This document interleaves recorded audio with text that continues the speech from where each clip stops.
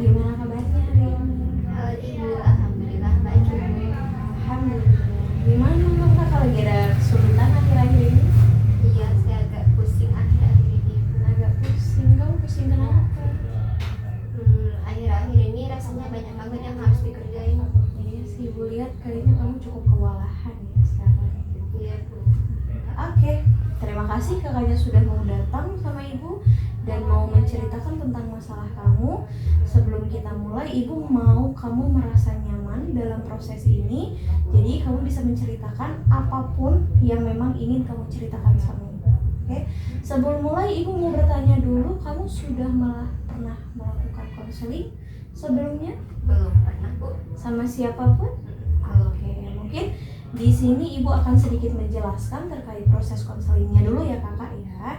Jadi untuk pertemuan kita ini sebagai ruang untuk membantu kamu memahami apa yang sedang kamu alami dan menentukan pemahaman dari diri kamu sendiri. Jadi apapun nanti yang kamu ceritakan, kamu tidak perlu takut akan diceritakan kembali ya, karena apa yang kamu sampaikan nanti akan dijaga kerahasiaannya sesuai dengan asas konseling, yaitu asas kerahasiaan. Dan kamu juga tidak harus menceritakan sesuatu yang sebetulnya belum siap kamu ceritakan. Oke? Jadi ibu di sini bukan untuk menghakimi kamu atau menentukan apa yang harus kamu lakukan, tapi menemani kamu melihat situasi yang lebih jelas. Sampai di sini kamu sudah paham terkait proses konseling ini? Sudah Ibu. Oke, ada yang mau kamu tanyakan? Nggak ada. Untuk pertemuan hari ini, ibu jelaskan sedikit terkait waktunya ya kakak. Insya Allah akan kita lakukan kurang lebih, kita punya waktu sekitar 25 menit untuk melakukan sesi konseling pertama. Jadi kita bisa berfokus pada hal yang menurut kamu paling penting, paling utama untuk dibicarakan atau diceritakan sama ibu ya. Kalau kamu setuju, kita mulai dari apa yang mengganggu pikiran kamu hari ini. Bisa? Oke. Kalau kamu harus memilih satu hal yang paling ingin kamu ceritakan sama ibu atau yang paling susah untuk akhir-akhir ini, apa itu? Saya akhir-akhir ini susah banget ngatur waktu Bu. Susah ngatur waktu. Ngatur waktu dalam hal apa?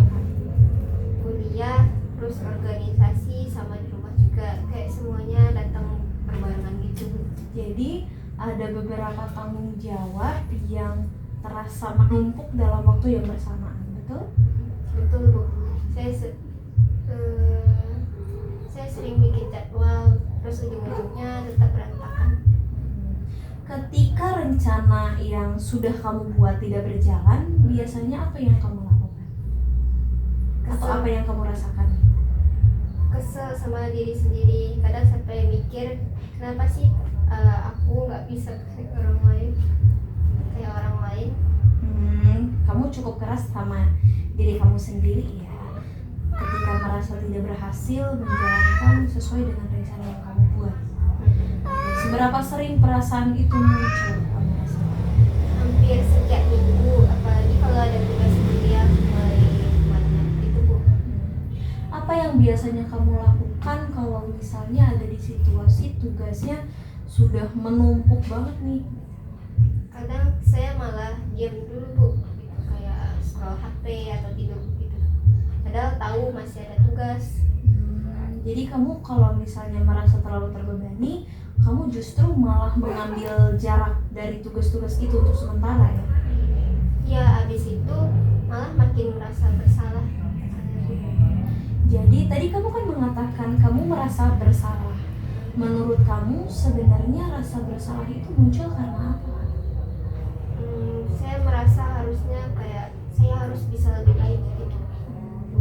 Ada sesuatu atau standar tertentu yang kamu tetapkan nggak untuk dirimu? Iya, orang tua saya selalu berharap saya kuliahnya itu bagus. Saya juga pengen mereka tuh bangga sama saya. Gitu. Jadi keberhasilan di kuliah kamu itu terasa cukup berkaitan ya dengan keinginan kamu untuk membuat orang tua bangga. Oke. Kalau hasil kuliah kamu tidak sesuai harapan Apa yang kamu pikirkan? Saya takut mereka kecewa, terus takut dianggap nggak serius dalam kuliah. Jadi yang membuatmu tertekan bukan hanya karena tugas kuliah, tapi kekhawatiran mengecewakan orang tua kamu. Pernah nggak kamu membicarakan perasaan ini kepada orang tua kamu? Belum pernah. Saya biasanya cuma bilang, iya nanti aku usahain ke orang tua. Kamu lebih sering menyimpan tekanan itu sendiri daripada mengungkapkan yang sebenarnya kamu rasakan seperti itu. Iya Bu, saya takut kalau cerita malah bikin mereka jadi beban berpikiran. Oke. Saat kamu mengatakan nanti aku usahain contohnya, sebenarnya apa yang ingin kamu sampaikan sama mereka? Mungkin saya sebenarnya ingin bilang kalau saya sebenarnya itu capek. Kamu ingin mereka tahu sebetulnya kamu itu udah berusaha, tapi di saat yang sama kamu juga merasa capek dan lelah gitu ya. Kalau kamu boleh mengungkapkan semua tanpa takut dinilai, apa yang mau kamu sampaikan? Saya ingin bilang kalau saya nggak bisa melakukan semuanya dengan sempurna. Saya juga manusia dan butuh istirahat. Betul sekali kakak, kamu memang membutuhkan kesempatan untuk istirahat. Kalau ibu lihat tanpa merasa bahwa istirahat berarti kamu itu gagal. Iya Bu, selama ini saya kalau istirahat malah merasa bersalah, nggak pernah bisa benar-benar istirahat, enggak. Terus ketika kamu menyadari kebutuhan itu, apa yang kamu rasakan? Agak sedih sebenarnya, karena ternyata saya sendiri jarang kasih kesempatan buat diri saya sendiri untuk istirahat. Ya seolah-olah selama ini kamu lebih banyak menuntut diri kamu untuk terus menemukan berbagai tuntutan ya. Kalau kita berhenti sebentar nih kakak, dari semua tuntutan itu, menurut kakak apa yang sebenarnya kakak butuhkan saat ini? Saya butuh belajar membagi prioritas, nggak semuanya harus selesai dalam waktu yang sama. Kamu mulai melihat bahwa ternyata mengatur waktu itu bukan memaksakan sesuatu untuk selesai sekaligus ya. Dari semua yang sudah kamu ceritakan, menurut kamu apa yang paling membuat kamu lelah? Kayaknya saya terlalu banyak bilang iya, Terlalu sering menerima tanggung jawab. Jadi kalau ada teman minta bantuan, dan saya susah nolak gitu. Di organisasi juga kalau ada tugas tambahan, ya saya ambil. Terus di rumah juga berusaha bantu. Kalau kamu punya keinginan untuk membantu orang lain, tetapi akhirnya kebutuhan kamu sendiri justru malah menjadi urutan terakhir seperti itu. Iya, kayaknya itu benar. Bagaimana kamu melihat diri kamu setelah kamu menyadari hal tersebut? Ternyata saya bukan malas, saya cuma terlalu banyak mengambil tanggung jawab yang sebenarnya saya nggak bisa ambil semuanya. Ibu mau bertanya dulu sama kakak, menurut kakak apa perbedaannya antara malas dengan sedang kewalahan? Kalau malas mungkin nggak mau melakukan sesuatu ya.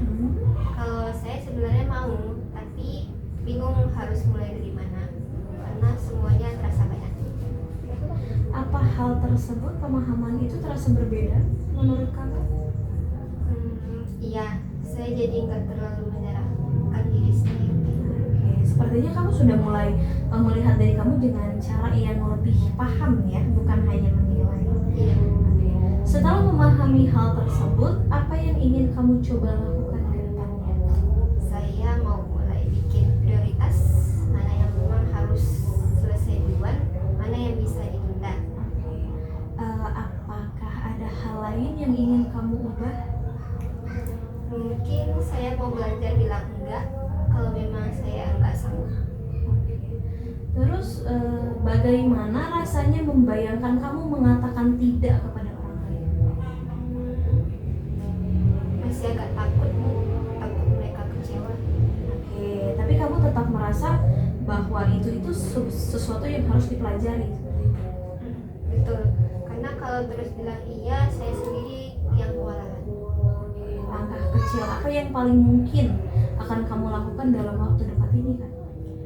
Mungkin minggu ini saya mau lihat semua tugas saya, terus saya bikin 3 prioritas utama. Sama kalau ada teman minta bantuan, saya mau lihat dulu nih, apakah saya benar-benar punya waktu sebelum langsung ngomong iya. Itu terdengar seperti langkah yang cukup realistis menurut kamu? Iya Bu, saya rasa saya bisa mulai dari Baik kakak, sebelum kita mengakhiri pertemuan hari ini, ibu ingin melihat kembali, menyampaikan kembali apa yang sudah kita temuan yang sudah kita bicarakan. Oke. Untuk awalnya kamu merasa kesulitan mengatur waktu karena berbagai tugas kuliah, organisasi, sama tanggung jawab yang lain karena terasa terus menumpuk. Ketika merasa kewalahan, kamu cenderung menghindari tugas untuk sementara, tetapi setelah itu justru merasa bersalah. Betul? Kita juga menemukan bahwa tekanan kamu tidak hanya berasal dari banyaknya kegiatan, tapi juga dari keinginan kamu untuk menghadapi keinginan orang tua dan kecenderungan untuk selalu mengatakan iya ketika orang lain membutuhkan bantuan.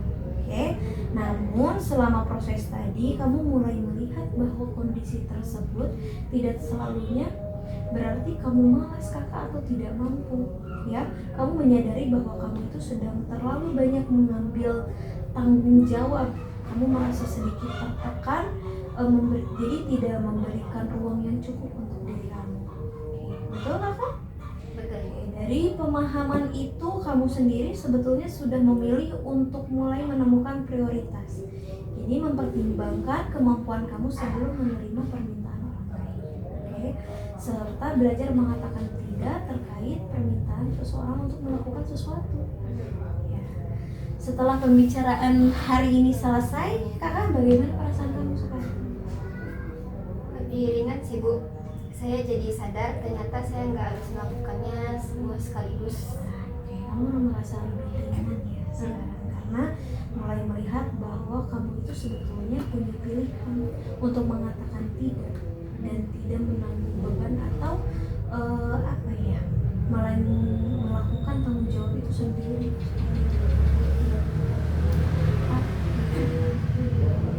Tidak perlu langsung untuk mengubah semuanya sebetulnya, karena kamu bisa memulai dari hal-hal yang kecil dulu seperti tadi yang sudah kamu bilang. Yang penting kamu juga belajar memperhatikan kondisi dan kebutuhan diri kamu sendiri. Oke? Iya Ibu, terima kasih. Oke, sama-sama kakak, terima kasih juga karena hari ini kamu sudah mau terbuka dan mencoba memahami diri kamu sendiri. Kalau nanti kamu merasa kembali kewalahan, kamu bisa mengingat kembali apa yang sudah kamu sampaikan atau apa yang sudah kamu sadari di hari ini. Itu kalau kamu tidak harus memenuhi semua sekaligus dan mulai untuk mengatakan tidak ketika memang kamu tidak mampu untuk melakukannya. Mengatakan tidak bukan berarti kamu mengecewakan orang lain. Untuk hari ini, Ibu rasa sudah cukup untuk penyampaian kita.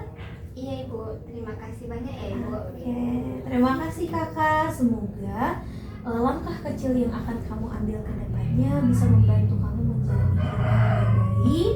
Terus membuat kegiatan kamu juga lebih teratur ke depannya dan tetap memberikan ruang untuk diri